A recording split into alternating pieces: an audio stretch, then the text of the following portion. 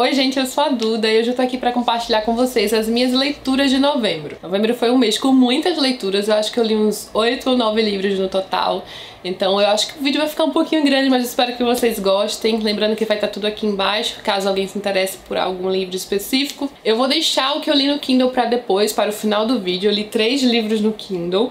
Espero não me esquecer disso, né? Porque às vezes eu fico só nos livros físicos e esqueço no final, mas eu acho que vai dar tudo certo. Então bora lá começar o vídeo. Eu vou começar com o livro da Tag Neto de novembro, que foi uma das minhas leituras favoritas do ano. É um livro incrível pra quem gosta de um bom mistério, sabe? Um mistério super intricado, com muitas reviravoltas. E é o livro As 7 Mortes de Evelyn Hardcastle, um título até que lembra bastante o título Os 7 Maridos de Evelyn Hugo, mas os livros não têm conexão. Eu já vi algumas pessoas meio que se embolando entre esses dois livros. Esse aqui é um livro de mistério, livro de estreia do autor Stuart Turton, um autor inglês, que sim era muito fã de Agatha Christie, então ele criou no seu primeiro livro um grande mistério. Uma das coisas que eu mais amo nesse livro é a ambientação. Essa mansão aqui de Blackheath, que tá na capa, ela é praticamente um personagem no livro. É um livro com aquela ambientação clássica de mistério, sabe? Então ele se passa numa mansão afastada, uma mansão decadente, de outrora muito rica, de pessoas com muitas posses, e elas estão ali para uma grande festa depois de vários anos. Então tem muitos convidados, pessoas bem diferentes e distintas que estão passando um tempo nessa mansão afastada por conta dessa festa. E a questão aqui é que vai haver um assassinato. Uma das anfitriãs, que é a Evelyn Hardcastle, a filha dos donos da casa, irá morrer, e o personagem principal precisa descobrir quem vai matá-la. Só que isso acontece todas as noites da mesma forma. Ela sempre morre e ele está preso ali até ele descobrir quem matou Evelyn Hardcastle. Então entra aqui uma premissa que a gente já viu muito em outros filmes e histórias, que é a premissa do dia que se repete sempre, mas o autor conseguiu dar um toque muito próprio. Tem algumas questões bem interessantes e específicas do livro. Acima de tudo, a ambientação criada, os personagens que aparecem, certos antagonistas aqui na história, e existe uma urgência muito grande, sabe? Existe uma pessoa que está ali sempre no fundo perseguindo o personagem, e o próprio mistério do que está por trás de tudo aquilo. Por que que o protagonista está ali preso e por que ele precisa desvendar essa morte para poder sair e finalmente ficar livre de Blackheath. É um livro incrível, gente. Tem muito mais aqui na história, vários mistérios. Quando você vai desvendando um, aparece outro. Então ele é sim um livro complexo, mas é daquela história que eu devorei, sabe? Eu acho que quem curte um bom mistério, um mistério do estilo clássico, com um toque moderno também, porque, claro, vai ter uma questão aqui na história específica, vai curtir bastante. Eu já fiz vídeo pra este livro no canal da Tag, mas lá no canal da Tag tem spoilers. Caso alguém já tenha lido e queira dar uma olhada no vídeo, é só dar um pulo lá. Saímos da Tag e agora vamos entrar em outro clube, que é o Intrínsecos. A leitura do Intrínsecos de novembro foi bem especial também. Eu adoro livros que unem fatos históricos reais com ficção. Ele vai fazer isso aqui. A autora Lara Prescott, em Os Segredos que Guardamos, né, o título, vai pegar, então, algumas coisas reais e personalidades reais, como Boris Pasternak, autor de O Doutor Zhivago, e colocá-los aqui em sua trama, em sua história, claro, com muita pesquisa. Por exemplo, ela teve a ideia para esse livro quando a CIA liberou alguns documentos secretos referentes à missão Zhivago na década de 50, e ela criou toda a história em cima disso, resgatou essas pessoas, tanto Boris Pasternak quanto a sua amante, que teve um papel muito importante na vida dele, e vai trazer, então, esses dois lados, o Ocidente, o Oriente, o começo da CIA, da CIA, essa agência de inteligência norte-americana, as pessoas que trabalhavam ali, o ponto de vista das datilógrafas especialmente, né, aqui tá bem alta, algumas espiãs, enfim, são na verdade o livro na verdade é contado quase totalmente pelo olhar das mulheres envolvidas, o que é bem interessante, e eu achei muito louco perceber todo o esforço em cima da publicação de um livro, não apenas da publicação do Doutor Zhivago, isso também acontecia com outros livros, mas claro, aqui com o Doutor Zhivago como foco principal. Como os livros podem revolucionar o modo de ver e pensar sobre determinado assunto, a ponto de eles serem proibidos pelo governo, por exemplo, aqui, que é o caso da União Soviética, que havia proibido a publicação do Doutor Zhivago, escrito por um dos grandes autores russos, né, de sua época. Ainda assim, ele foi perseguido por conta disso, até porque qualquer obra, qualquer coisa que seja censurada, faz a população questionar o porquê daquilo ter essa censura em cima, né? Então existe todo um pensamento crítico em cima disso, e o próprio Estados Unidos aqui, né, nesses inimigos da Guerra Fria, eles identificaram uma grande arma ali em pegar um livro de um grande autor russo proibido e publicá-lo no mundo inteiro. Então você vai conhecer essa história aqui, Bem interessante, gente. Adorei esse livro, já tem vídeo aqui no canal, só dá uma olhadinha aqui que eu vou deixar nos cards. E no vídeo eu mostro todo o kit do Intrínsecos, né, que sempre vem com algumas coisinhas a mais. Bom, agora vamos para o Agatha Christie do mês de novembro, que foi Um Brinde de Cianureto. É um livro que eu já tinha lido de Agatha Christie, mas eu não lembrava absolutamente nada. Eu gosto muito da dinâmica desse livro. Ele começa com vários personagens recordando a Rosemary, que morreu há mais ou menos um ano numa festa. Ocorreu aí a festa de aniversário dela num jantar. Na época esse caso foi tido como suicídio, mas então começam a surgir dúvidas na mente dos personagens envolvidos e a gente começa a ver do ponto de vista de cada um que estava ali naquela festa, como eles recordam a Rosemary, então uma personagem morta que já tá morta desde o início do livro, mas que está muito presente na história, e qual é a relação que eles tinham com ela e quais os motivos, os supostos motivos que essas pessoas teriam para querer matá-la, que são muitos, claro, porque estamos falando de Agatha Christie. Eu gostei muito da interação dos personagens, foi um dos grupos de personagens que eu mais gostei nos livros de Agatha Christie, eu acho que eles tiveram bastante química aqui na história. Eu fiquei super intrigada, achei o final bem frenético, sabe, que eu ficava lendo rápido pra ver o que raio estava acontecendo. Eu adivinhei partes do final desse livro, não completamente, mas em partes, e gostei demais. Já tem vídeo no canal também. Mais um projeto do canal foi então o Viagem ao Centro da Terra, nossa primeira leitura do projeto Jules Verne, leitura de novembro. Pra mim também foi uma releitura, esse era um dos únicos livros que eu tinha lido do Jules Verne previamente, e eu sabia que ele era um livro divertido, mas foi até mais do que eu lembrava. Se você não conhece a história de Viagem ao Centro da Terra, saiba que ele tem uma comicidade muito própria desde o início, a narração do livro através do sobrinho do professor Lindenbrook, que é esse homem, uma enciclopédia humana. De certa forma, ele até me lembra um pouco Sherlock Holmes, né? Aquele homem alto, magro, que tem muito conhecimento. E também ele é super reconhecido, né, entre os nomes de sua época, entre as pessoas que ele se relaciona, por ele ser um grande gênio. Então ele descobre ali um manuscrito que muito provavelmente tem essa grande descoberta de algo no centro da Terra, e é aí que começa essa grande jornada entre o Otto Lindenbrook e o seu sobrinho Axel e outro personagem que vai ingressar aí nessa história. Os detalhes que o Jules Verne sempre usava ao escrever enriqueciam muito a história. Eu acho que pra quem é geólogo deve ser um livro incrível, especialmente incrível porque tem muitos detalhes, já que o personagem do Otto é geólogo, mineralogista, então ele tem grande conhecimento, não apenas nessas, mas em várias outras áreas, e o autor vai colocar esse conhecimento no livro. E ainda que ele tenha esse toque bem realista dessas questões da época, científicas, assim, do pensamento vigente, então ele vai usar vários nomes, por exemplo, de pessoas reais que realmente eram grandes pensadores e cientistas de seu tempo. Ainda assim ele também tem muitas questões mirabolantes, claro, e tem até um toque de desenho animado, assim, ao meu ver. Eu sentia como se eu estivesse assistindo um desenho animado, sabe? Os personagens poderiam ter morrido diversas vezes aqui nessa história. E é aquela história de aventura, divertida, ótima narração, gosto demais desse livro, foi realmente uma delícia reler com vocês no projeto. Também já tem vídeo aqui no canal com spoilers, caso alguém queira saber um pouquinho mais. Também leitura de novembro foi um livro não ficcional, o livro Stranger Things, que vai contar muito dos bastidores da criação da série Stranger Things, que é uma das minhas séries favoritas e tenho certeza que de muita gente também. Mas uma coisa incrível nesse livro é que ele vai fazer também um estudo da época, da década de 80, e como isso influenciou cada pedaço da série, como foi pensado nos mínimos detalhes, em todas as quesitos, sabe?